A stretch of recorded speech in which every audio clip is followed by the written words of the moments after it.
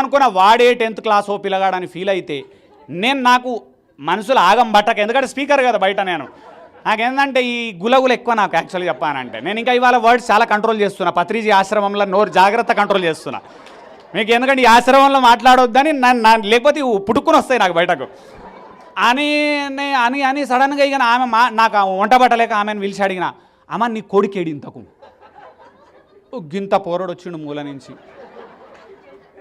ఏం చదువుతున్నావు కొడుక, యూకేజీ.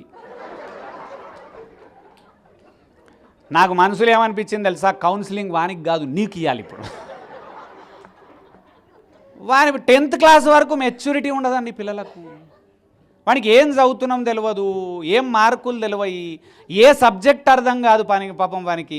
ఎగ్జామ్లో టెన్షన్ పడాలని తెలియదు వానికి, తల్లిదండ్రులు టెన్షన్ పెడుతురు, రేపు ఎగ్జామ్ ఉంది ఉంటే ఉండే రాస్తాము మార్కులు గవే వస్తాయి.